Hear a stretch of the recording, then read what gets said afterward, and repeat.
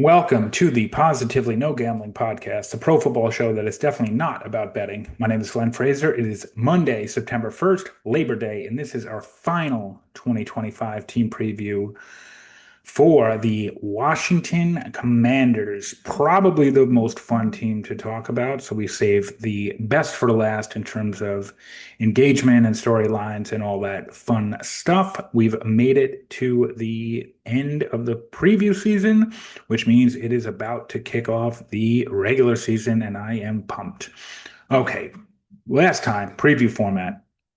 Two big questions from the start of the offseason. Recap 2024, preview 2025, including a schedule preview.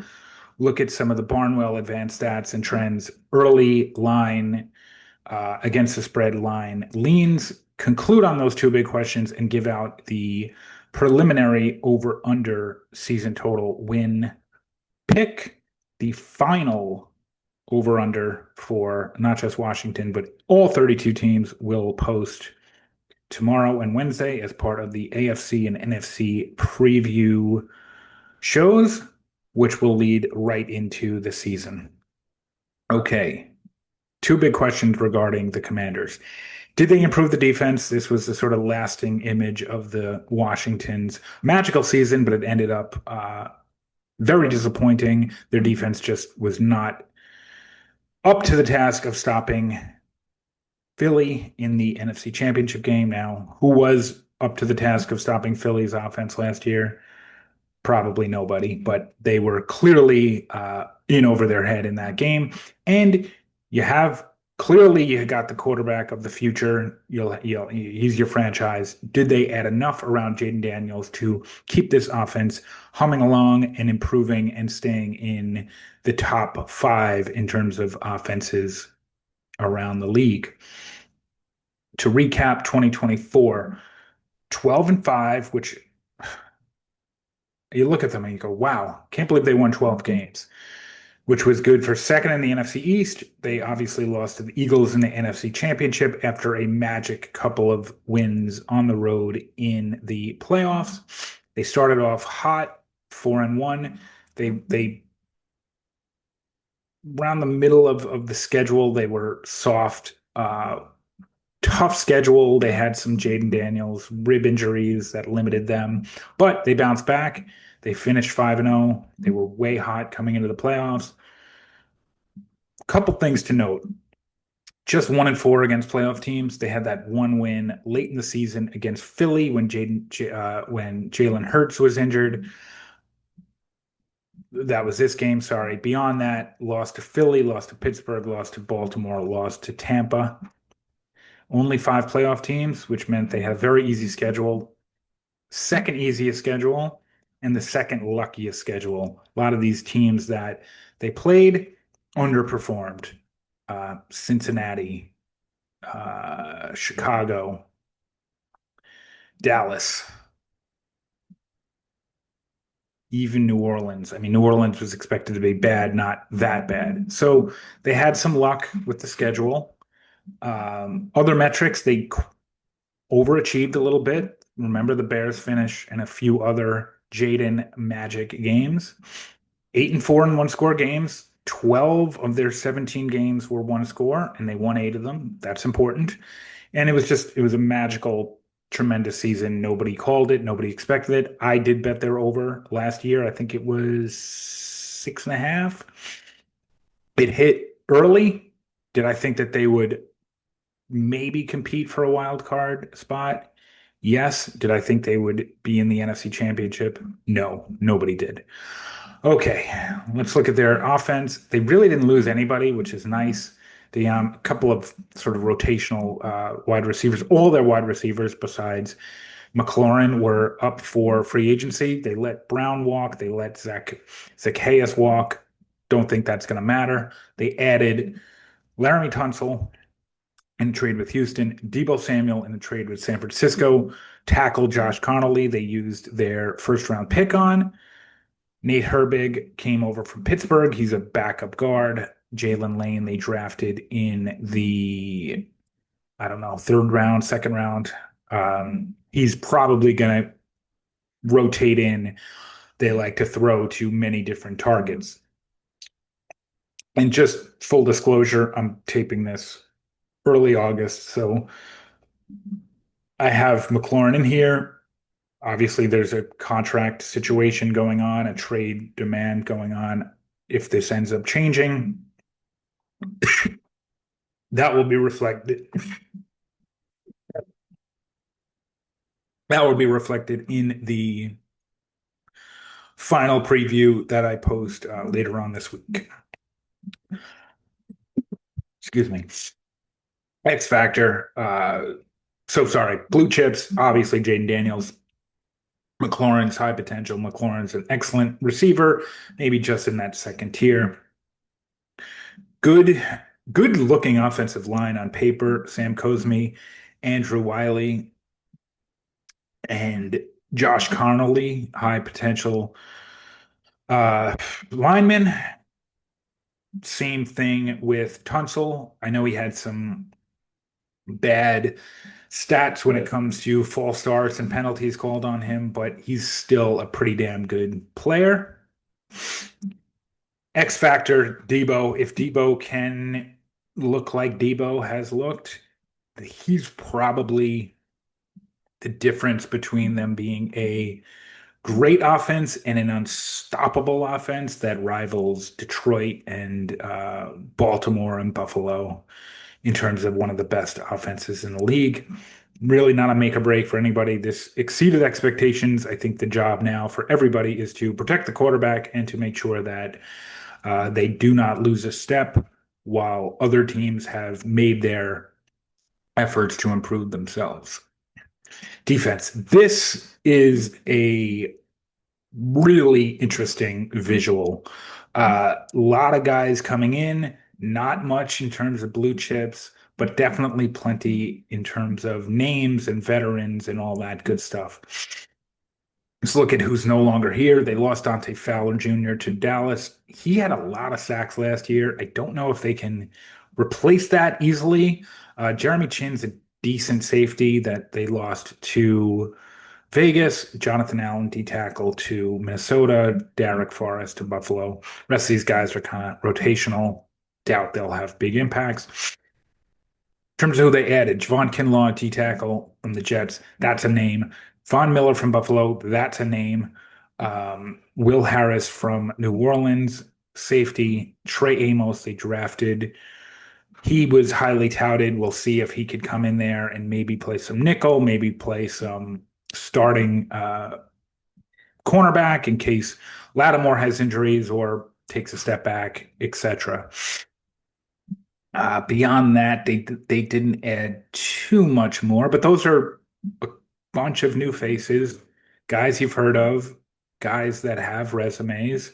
Lattimore, they need to be who Lattimore could be. Sandra still, I like a lot. He was contributing in the nickel as a rookie.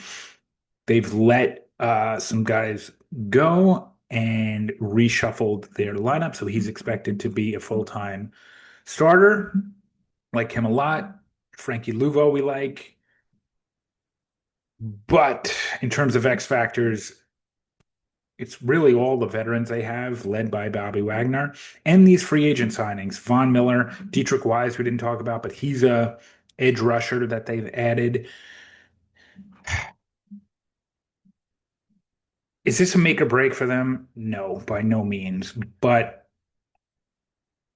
they had a lot of cap space. They did go with some free agent signings to improve this team. They didn't take a defensive player in the first round of the draft. They didn't really take any edge rushers in a deep edge rush draft.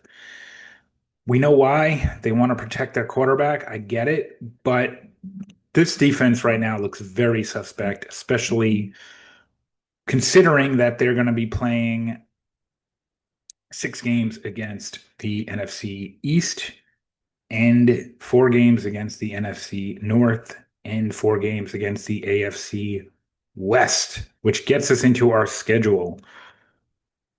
Tough schedule, not impossible schedule, but definitely a much tougher schedule than last year when they had a ton of luck. Looks mediocre at home, so they should be able to rack up some wins at home. Now, it's worth noting that when you look at their stats against the spread at home,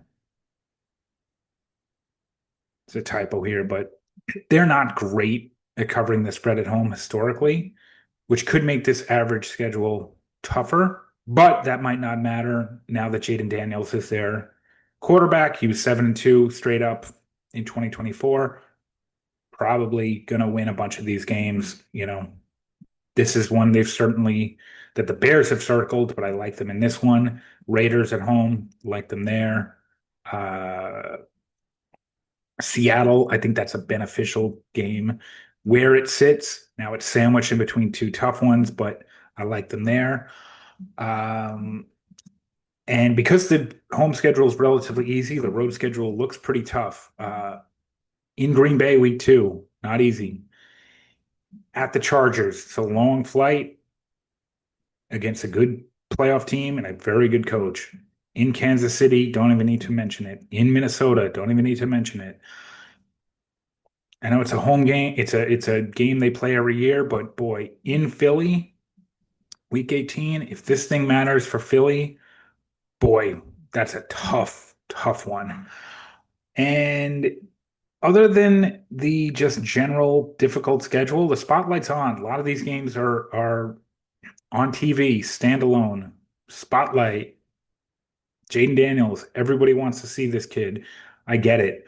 But can't ignore how tough this looks, especially after their bye week. I mean, this is a gauntlet to say the least to finish off the season. Some of the Barnwell stuff we talked about, they're overachieving slightly by 1.4 wins. It's because their close game record was 8-4. You could find one game definitely that contributed to this, the Hail Mary against Chicago. There were a few other Jaden Magic games, but not as bad as this could have been. Turnover differential +3, that doesn't really jump out. The win increase, I mean, they won 4 games in 2023 and 12 games in 2024, a +8. That is the most in the league. Sometimes you look for this to revert. They're not going back to 2023. That's obvious, but do they settle in that 8 to 9 to 10 win range? That's a distinct possibility. We talked about the schedule change and the schedule luck, both things to look out for. O-line, though, one of the league's best. They seem to have improved. They have just off the charts third down and fourth down conversion rates. They won't stay that good, but they're still going to be exceptional because of the talent that they have on the line and how good Jaden Daniels is and how good that uh, Kingsbury system is. They should be another great offense. D-line, in terms of the metrics, decent pass rush, better than I think I expected them to be. Average run stop, I think they need to improve both of those lines. I don't for a playoff team, for a magical team, I didn't find a ton. Week 4, I like them in Atlanta. Right now, they're only a 3-point favorite. That can jump. Week 6 versus the Bears. I know this one has been circled by the Bears. 4 is a lot. The Bears, even before that, the Bears obviously should have won that game, so they were really playing Daniels well. Their defense looked really good in that game, and they seem to have improved. Might be too rich for some people's blood, but I love them in that one. The risk is that they just didn't improve this defense enough, and there's so many metrics indicating regression that at a point you can't ignore them, which leads me into the conclusion, which is, do I think that they've added enough on defense? I don't. Did they add enough around Daniels? They might have, but it might not matter. I'm going to take them under 9.5, mild. I think they go from anywhere between 9 and 11 wins. They'll compete for the playoffs. They don't need to hit this under to make the playoffs, but 9 wins is usually the absolute floor for making the playoffs. But they'll compete. I'll admit straight up, I might have gotten this one dead wrong, and they are not only competing, but they could win their division. They could be hosting multiple playoff games. They could be a Super Bowl team for sure. I could get this one wrong. This is one of the bigger bets. Um, I just have questions on how they'll play being the favorite this year on TV all the time, spotlight on. There's already some McLaurin stuff that is playing out in public, which is sometimes not great. Did Tunsil and Debo, adding those guys, does that help a locker room? Is Daniel such a good leader that it doesn't matter? I don't know. 8 games versus 2024 playoff teams, five on the road, gonna be tough. I'm gonna take a unpopular opinion and gamble that this is an over. Got a couple of days to revise this if I want to in time for the official picks, but for right now, I'm gonna take the under for Washington. So that wraps up all 32 team previews. We will look at the entire AFC tomorrow. We will look at the entire NFC Wednesday, and then we will look at the entire week one against the spread, including five top plays. That's going to be the format. We'll do that Thursday. So the format will be Thursday. We'll pick every game against the spread, including five that we highlight that we'll track ourselves against. We'll then do a Monday or Tuesday, probably Monday recap plus a Monday night football preview every week. And that's going to be the format leading right up to the Super Bowl. So thanks for doing these team previews. This was good for me to lay all this out on paper and talk through all the changes. And Washington is one of those big bets that I like to end on because I love this team last year and I love betting on them. But I question this year whether they can repeat and get back to the playoffs. Thanks. Bye.